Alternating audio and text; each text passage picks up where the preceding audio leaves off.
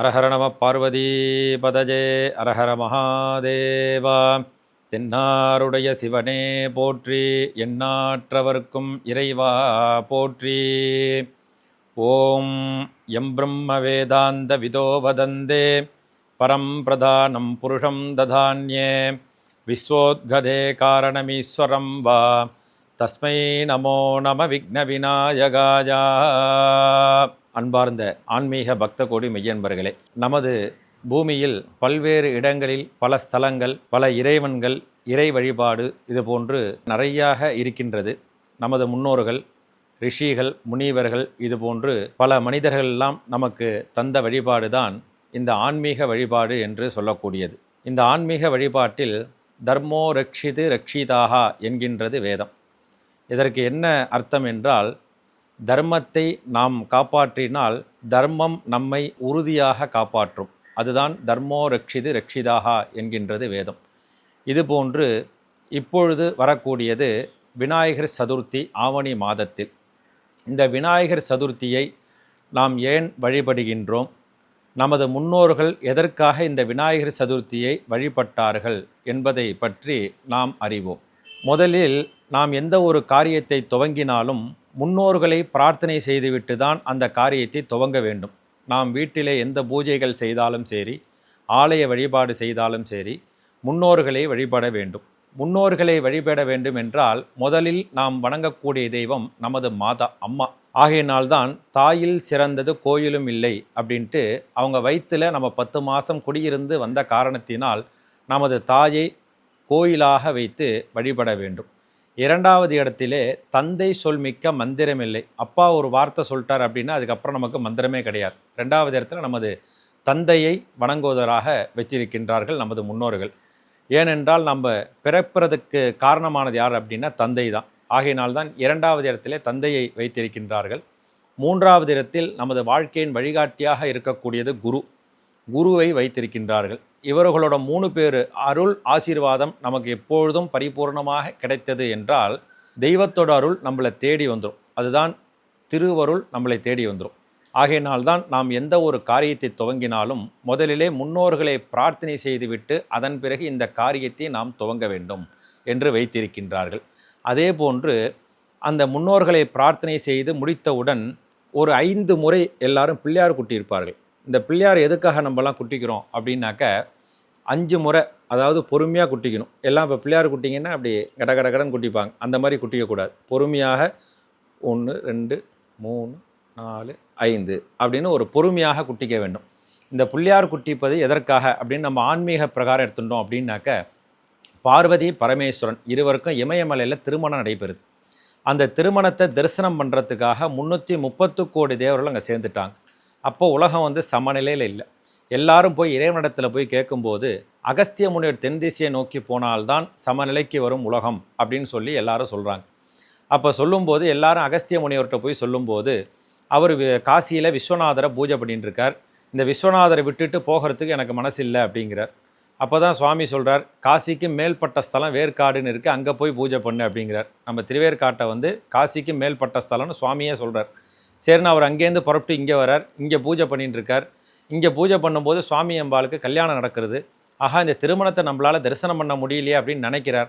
நினச்ச தருணத்திலேயே கல்யாண கோலத்தோட மாலை மாற்றும் போது காட்சி கொடுத்த இடம் தான் நம்ம திருவேற்காடு பாலாம்பிகையுடன் வேதபுரீஸ்வரர் சிவன் ஆலயம். கல்யாணம்லாம் முடிஞ்சு காட்சி கொடுத்தது வேதாரண்யம் கோடியக்கரை. அதுக்கப்புறம் ஊர் கிடையாது, அதுக்கப்புறம் கடல் கரை தான். நம்ம ஊரோட எண்டு 3 எண்டு. இந்த 3 எண்டு பார்த்தீங்கன்னா 3மே நம்ம தமிழ்நாட்டில் தான் இருக்குது. இப்போ நீங்கள் டெல்லிக்கு போனோம் அப்படின்னா அடுத்த நாட்டுக்கு ஒரே ஒரு வேலி தான், அதை தாண்டி நம்ம அடுத்த நாட்டுக்கு போயிடலாம்.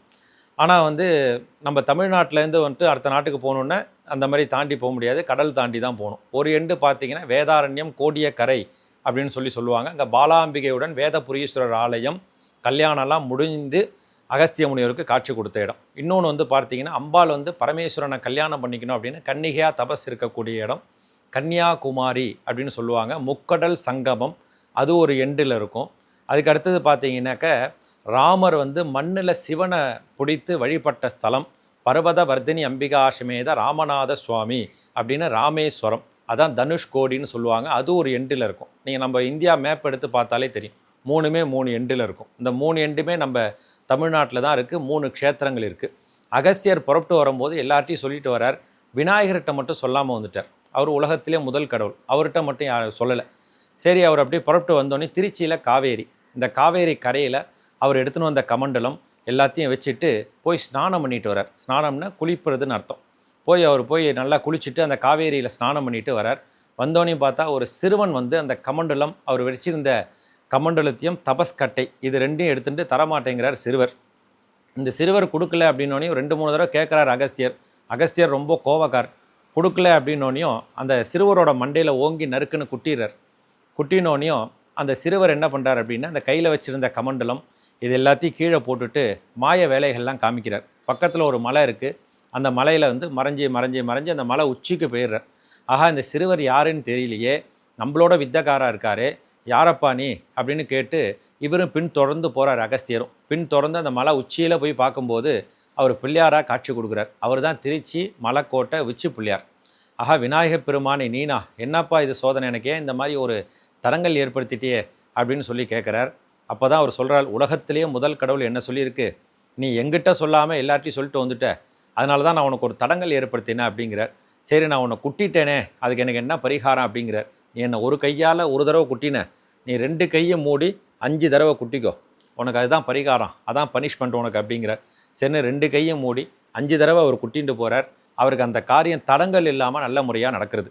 நம்ம இந்த எந்த ஒரு பூஜைகள் ஆரம்பித்தாலும் அந்த பூஜைகளில் தடங்கள் இல்லாமல் இருக்கணும், எங்களுக்கு நிறைவாக நடத்தி கொடு அப்படின்னு சொல்லி முதல்ல நம்ம பிள்ளையாரை குட்டிண்டு, அதாவது பனிஷ்மெண்ட்டை வாங்கிட்டு அந்த காரியத்தை துவங்கிறதாக ஒரு ஐதீகம். அதுக்காக தான் நம்மெல்லாம் வந்து பிள்ளையாரை குட்டிக்கணும் அப்படின்னு சொல்லி அந்த காலத்தில் வச்சுருக்காங்க. ஆனால் வந்து இந்த காலத்தில் இருக்கக்கூடிய மனிதர்கள் எல்லாரும் வந்து எல்லாம் இப்போ வந்து உங்களுக்கு கம்ப்யூட்டர் உலகமாக போயின்னு இருக்கு. அதனால் வந்து அப்போ இருக்கக்கூடிய ஜெனரேஷன் அவங்களாம் சொன்னால் ஏற்றுட்டாங்க. இப்போ இருக்கக்கூடியவங்க அவங்களுக்கு புரிகிற மாதிரி சொன்னால்தான் ஏற்றுப்பாங்க. சயின்டிஃபிக்காக விஞ்ஞானபூர்வமாக நம்மளாம் ஏன் பிள்ளையார் குட்டிக்கிறோம் அப்படின்னாக்க, நம்ம உடம்புல வந்து 3 நரம்பு, மெயின் நரம்பு, இந்த மூளையிலேருந்து மூலாதாரம் வரைக்கும் ஒரு நரம்பு இருக்கும். அது வந்து நெடு நரம்பு. அதுக்கப்புறம் இந்த வலது கால் பெருவரலேருந்து இடது கால் பெருவரலேருந்து 2 நரம்பு கிளம்பி இந்த நெடு நரம்பு எண்டில் மூலாதாரத்தில் ஒரு முடிச்சு, அதுக்கப்புறம் சுவாதிஷ்டானம் அப்படின்னு சொல்லக்கூடிய இந்த மார்பில் ஹிருதயத்தில் ஒரு முடிச்சு, அதுக்கப்புறம் மணிபூரகம் அப்படின்னு சொல்லக்கூடிய இந்த நெத்திக்கிட்ட இந்த 2 நரம்பு வந்து அந்த இடத்துல ஒரு முடிச்சு போட்டு 2மே மாறும். இந்த வலது பக்கத்துலேருந்து வருது இடது பக்கம் போயிடும், இடது பக்கத்துலேருந்து வருது வலது பக்கம் போயிடும். இது 2ம் மாறிட்டு இந்த காதுக்கு போயிட்டு மூளைக்கு போயிடும். இந்த மாறுற இடம் வந்து ஜாயிண்ட்டு. சாதாரணமாக நம்ம வந்து ஒரு ட்ரெயின் பார்த்தோம் அப்படின்னாக்க, இந்த ட்ரெயின் ஒரு ட்ராக் விட்டு அடுத்த ட்ராக் மாறும்போது தனியாக ஒரு சத்தம், ஒரு ஆட்டம் ஆடும். அது மாதிரி இந்த மாறுற இடத்துல வேகமாக குட்டினா என்ன ஆகும் அப்படின்னா, இந்த மூளைக்கு அதிர்வு கொடுத்து நம்ம வேறு எந்த சிந்தனைகளில் இருந்தாலும் இப்போ என்ன பண்ணிட்டு இருக்கோம் அப்படிங்கிற அந்த சிந்தனைக்கு நம்மளை கொண்டு வந்து விட்டுரும். சில பேர் நம்ம கவனிக்கலாம், ஏதாவது நம்மள்ட்ட ஒரு வார்த்தை பேசிகிட்டே இருப்பாங்க, பேச வந்ததை மறந்துட்டாங்க அப்படின்னாக்க தலையில் இந்த இடத்துல தட்டுவாங்க, ஏதோ ஒன்று உங்கள்கிட்ட சொல்லணும்னு நினச்சேன் அப்படின்னு தட்டுவாங்க. அப்போ அந்த சிந்தனைக்கு வரும். அது மாதிரி அந்த காலத்தில் ஏதாவது கணக்கு போட்டுட்டே இருப்பாங்க, சரியா அந்த கணக்கு டேலி ஆகலை அப்படின்னா அந்த பேனாவை வச்சு இந்த மூலையில் இந்த இடத்துல தட்டிகிட்டே இருப்பாங்க. அப்போ அந்த கணக்கு டேலி ஆகும். அந்த காலத்தில் நம்மலாம் ஒழுங்காக படிக்கலை அப்படின்னா வாத்தியாரோட முதல் பனிஷ்மெண்ட் என்ன அப்படின்னாக்க, தலையில் ஓங்கி நறுக்குன்னு குட்டுவார். அதான் ஃபஸ்ட்டு பனிஷ்மெண்ட் நமக்கு. அப்போ அது குட்டும்போது நம்ம மரமண்டைக்கு ஏறணும். அப்பயும் நம்ம மரமண்டைக்கு ஏறலை அப்படின்னா 2வது பனிஷ்மெண்ட் என்ன சொல்லுவார்னா, தோப்புக்காரனை பொண்ணும்பர் 2 காதையும் பிடிச்சிட்டு உட்காந்து ஏந்திருக்கணும். இந்த 2 நரம்பு மாறிட்டு தான் அந்த காதுக்கு போயிட்டு மூளைக்கு போகிறது. அதனால் இந்த காதை மாற்றி பிடிச்சிட்டு நம்ம ஒரு நாளைக்கு 21 தோப்பு காரணம் இதை நம்ம போட்டோம் அப்படின்னாக்க, நம்ம உடம்புல முதல் வியாதி எல்லாருக்குமே வரக்கூடியது முழங்கால் வலி தான். இந்த முழங்கால் வலி வராது. 2வது வியாதின்னு பார்த்தோன்னா பேக் பெயின், முதுகு வலி, அந்த முதுகு வலி வராது. 3வது பார்த்தோன்னா அந்த கழுத்து வலி எல்லாருக்குமே வரும். இந்த கழுத்து வலிங்கிறது வராது. ஒரு நாளைக்கு 21 தோப்புக்காரன் நம்ம போட்டுன்னு வந்தோம் அப்படின்னாக்க முழங்கால் வலி, பேக் பெயின், கழுத்து வலி இது 3மே வராது. இதை வாத்தியார் எதுக்காக சொன்னார் அப்படின்னாக்க, மெமரி ப்ளஸ் ஞாபக சக்தியை தரக்கூடியது. இந்த தோப்புக்காரணம் போடுறதுனால நமக்கு ஞாபக சக்தியை நமக்கு தரக்கூடியது. ஆகையினால்தான் தோப்புக்காரணம் போடணும் அப்படின்னு சொல்லி வச்சாங்க. நம்ம வந்து ஆன்மீக பிரகாரம் வந்து பிள்ளையார் குட்டிக்கிறது எதுக்குன்னாக்க, அகஸ்தியர் வந்து விநாயகரை வணங்காமல் வந்த காரணத்தினால 5 முறை நம்ம பிள்ளையார் குட்டிக்கிறோம். சயின்டிஃபிக்காக எடுத்துட்டோம் அப்படின்னாக்க, இப்போ என்ன பண்ணிட்டு இருக்கோம் அப்படிங்கிற அந்த சிந்தனைக்கு நம்ம முதல்ல வரணும். நம்ம பூஜையில் வந்து பார்த்திங்கன்னா முதல்ல முன்னோர்களை பிரார்த்தனை பண்ணிக்கணும், அடுத்தது பிள்ளையார் குட்டிக்கணும்னு தான் வச்சுருப்பாங்க. ஏன்னா நம்ம அந்த பூஜை பண்ணுறோம் அப்படிங்கிற அந்த சிந்தனைக்கு நம்ம முதல்ல வரணும், அதுக்கப்புறம் தான் பூஜையை ஆரம்பிக்கணும். அதுக்காக தான் பிள்ளையார் குட்டிக்கணும் அப்படின்னு சொல்லி வச்சுருக்காங்க. அதுக்கு அடுத்தது நம்ம பார்த்தோம் அப்படின்னாக்க, பிராணாயாமம் அப்படின்னு சொல்லுவாங்க. இப்போ எல்லாருமே எப்படி பண்ணுறாங்கன்னா, பிராணாயாமத்துக்குன்னு ஒரு மந்திரம் இருக்குது. அந்த மந்திரத்தை மூக்கை பிடிச்சிங்கம்பாங்க. அந்த சிவாச்சாரியார் வந்து அந்த மந்திரத்தை சொல்லிகிட்டே இருப்பார். உடனே காதை தொட்டுங்கன்னு இருப்பாங்க. நம்ம மூக்கை தொடுறதோ காதை தொடுறதோ கிடையாது பிராணாயாமம். நம்ம மூச்சை தம் கட்டுறது தான் பிராணாயாமம். ஒரு நாளைக்கு நம்ம 21,600 தடவை மூச்சு காற்று விடுறோம். இந்த மூச்சு காற்றை வந்து சேவ் பண்ணுறதுக்காக தான் பிராணாயாமம்னு வச்சுருக்காங்க. இந்த பிராணாயாமம் எப்படின்னு கேட்டிங்கன்னா, இந்த வலது மூக்கில் காற்றை இழுத்துக்கணும். நல்லா இழுத்துட்டு அந்த காற்றை வச்சுட்டு ஓம் ஓம்னு 5 முறை சொல்லணும். இந்த 5ங்கிறது முதல் நிலை. ஏன்னா நம்ம ஒரே தரையாக மூச்சை தம் கட்ட முடியாது. அதுக்கப்புறம் 9, அதுக்கப்புறம் 11, 16, 21 கொஞ்சமாக இன்க்ரீஸ் பண்ணணும். நீங்கள் எந்த லெவலுக்கு உங்கள் மூச்சை தம் கட்டுறீங்களோ அந்த லெவலுக்கு உங்கள் உடம்பு வந்து ஆரோக்கியமாக இருக்கும். எதிர்ப்பு சக்தி நிறையா இருக்கும் நம்ம உடம்புல. இப்போ இந்த குறிப்பிட்ட நாள் முன்னாடி பார்த்தோம்னா அந்த கொரோனா வைரஸ் அப்படிங்கிறது வந்து நிறையா பேரை நம்ம இழந்தோம். இந்த கொரோனா வைரஸில் இதில் வந்து பார்த்திங்கன்னா எல்லாம் மூச்சு திணறலில் தான் இழந்தோம். ஆக்சிஜன் பற்றாக்குறை அப்படின்னு கியூ வரிசையில் ஒரு ஹாஸ்பிட்டல்லையும் ஆம்புலன்ஸ் நின்றுது. இந்த ஆக்சிஜன் அப்படிங்கிறது செயற்கை மூச்சு. நம்ம மூச்சை நம்மளால் விட முடியாத காரணத்தினால செயற்கை மூச்சு கொடுக்குறாங்க. இதே நீங்கள் பிராணாயாம பயிற்சி இருந்து உங்கள் மூச்சை நீங்கள் சேவ் பண்ணி வச்சுருந்தீங்க அப்படின்னாக்க அந்த ஆக்சிஜன் அப்படிங்கிறதே உங்களுக்கு தேவையில்லை. எதிர்ப்பு சக்தி நிறையா இருக்கும். அதுக்காக தான் வந்து இந்த பிராணாயாமம் அப்படிங்கிறத இந்த பூஜையில் எதுக்காக கொண்டு வந்தாங்கன்னா, இந்த பூஜை முடிகிற வரைக்கும் நம்ம அந்த இடத்துல கண்ட்ரோலாக உட்காரணும். 1 மணி நேரம் 2 மணி நேரம் பூஜை பண்ணுவாங்க. அது முடிகிற வரைக்கும் நம்ம அந்த இடத்துல உட்காரணும் அப்படிங்கிறதுக்காக தான் 2வது பார்த்தீங்கன்னா பிராணாயாமம் அப்படிங்கிறத கொண்டு வந்தாங்க. அந்த ஓம் ஓம்ங்கிறத, அதாவது வலது மூக்கில் காற்றை இழுக்கணும். இந்த காற்றை உள்ளே வச்சுட்டு ஓம் ஓம்னு 5 இல்லை 11, 16 எவ்வளோ நம்மளால் முடியுமோ அந்த லெவலுக்கு தம் கட்டணும். அதுக்கப்புறம் இடது மூக்கில் அந்த காற்றை வெளியில் விட்டுறணும். உடனே என்ன சொல்லுவாங்கன்னா, வலது காதை தொட்டுங்கம்பாங்க. இந்த வலது காதை எதுக்காக தொடுறோம் அப்படின்னாக்க, நம்ம உடம்புல ஒரு உறுப்பில் ஒரு அங்கத்துலேயும் ஒரு தெய்வங்கள் குடியிருக்கு. அது மாதிரி இந்த காதில் பார்த்தோம் அப்படின்னா சுத்தமான கங்கை குடியிருக்கா. இது நீங்கள் மூடி பார்த்தாலே தெரியும், உஸ்ஸுன்னு அப்படியே தண்ணி சத்தம் கேட்கும். அப்படியே இந்த சுத்தமான கங்கை குடியிருக்கா. மந்திரபூர்வமாக நம்ம உடம்புல இருக்கக்கூடிய இந்த காற்றெல்லாம் வெளியில் கொண்டு வரும், கெட்ட காற்றெல்லாம். அதனால் மந்திரபூர்வமாக நம்ம கையை சுத்தம் செஞ்சுக்கணும் அப்படின்னு போர்ப வசுவரம் அப்படின்னு தான் காதை தொட்டுக்கணும்பாங்க.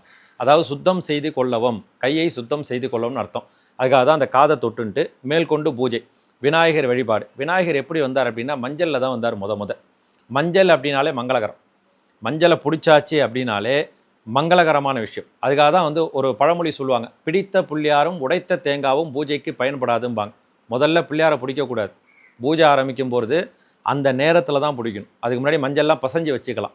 அதே மாதிரி பார்த்தோன்னா முதல்ல தேங்காவையும் உடைச்சி வைக்கக்கூடாது. அந்த பூஜைக்கு நேவேத்தியத்துக்கு தேங்காய், அதுக்கு தான் பிடித்த புள்ளியாரும் உடைத்த தேங்காவும் பூஜைக்கு பயன்படாது அப்படின்னு சொல்லி ஒரு வாக்கியம் உண்டு. அதனால் அந்த பூஜை ஆரம்பிக்கும் போது அந்த பிள்ளையாரை பிடித்து அவருக்கு பூஜை செய்து, அவருக்கு என்ன புஷ்பம் அப்படின்னா அருகம்புல் புஷ்பம்.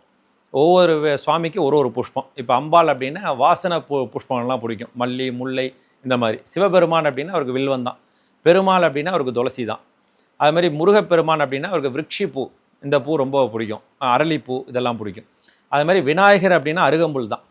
ஏன் அந்த அருகம்புல்ல விநாயகர் எடுத்துட்டார் அப்படின்னாக்க, உலகத்திலே முதல் கடவுள் விநாயகர் பெருமான். அது மாதிரி இந்த உலகத்தில் முதல்ல தோன்றின புஷ்பம் என்னன்னா அருகம்புல் தான் முதல்ல தோன்றினது. அதனால தான் வந்து சிவபுராணத்தில் கூட சொல்வார், புல்லாகி பூடாகின்னு சொல்லி ஆரம்பிப்பார். அது மாதிரி இந்த அந்த புல்லு தான் முதல் இந்த உலகத்தில் தோன்றினது. அதனால தான் முதல் கடவுளுக்கு முதல் புஷ்பத்தை நாம் சாற்றுகின்றோம். அதனால தான் அந்த அருகம்புல்ல அவர் முதல் கடவுளே விநாயகர் பெருமான் எடுத்துட்டார். அதனால் அந்த அருகம்புல் சார்த்தி அந்த விநாயகரை வழிபட்டு அதன் பிறகு மற்ற பூஜைகள்லாம் நம்ம துவங்குறோம். அந்த விநாயகர் எப்படி இருக்கார் அப்படின்னு பார்த்தீங்கன்னாக்க, ஓம் எப்படி இருக்குமோ அந்த வடிவில் தான் இருப்பார் விநாயகர். நல்லா நீங்கள் உன்னிப்பாக விநாயகரை கவனிச்சிங்கன்னு தெரியும். ஓம் எப்படி இருக்குமோ அந்த வடிவில் தான் இருப்பார் விநாயகர். அதே மாதிரி நம்ம உடம்புல வந்து மிக முக்கியமான அங்கம் எதுன்னு பார்த்தீங்கன்னா இந்த காது. இந்த காதை பார்த்தீங்கன்னா ஓம்ங்கிற வடிவில் இருக்கும். நமக்கெல்லாம் பிறந்து ஒரு வயசு ஆன பிறகு காது குத்துறாங்க. எதுக்காக காது குத்துறாங்க அப்படின்னா, இம்முக்கு என்ன வேணும் அப்படின்னா ஒரு டாட், ஒரு புள்ளி வேணும். அது இருந்தால் தான் இம் அப்படிங்கிற அந்த அக்ஷரம் வரும். அதுக்காக தான் நமக்கெல்லாம் காது குத்துறது. ஓம்ங்கிற அக்ஷரம் வரணும் அப்படிங்கிறதுக்காக தான் நமக்கெல்லாம் காது குத்துறது.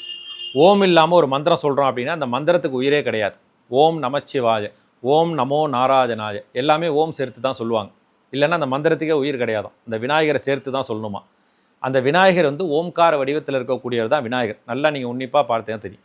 இது வந்து நம்ம ஆன்மீக பிரகாரம் சொல்லக்கூடியது. இதே சயின்டிஃபிக்காக விஞ்ஞானபூர்வமாக நம்மளாம் ஏன் காது குத்திக்கிறோம் அப்படின்னாக்க, நம்ம உடம்புல வந்து உயிர் துடிப்பு ஏகப்பட்ட இடத்துல இருக்கும்.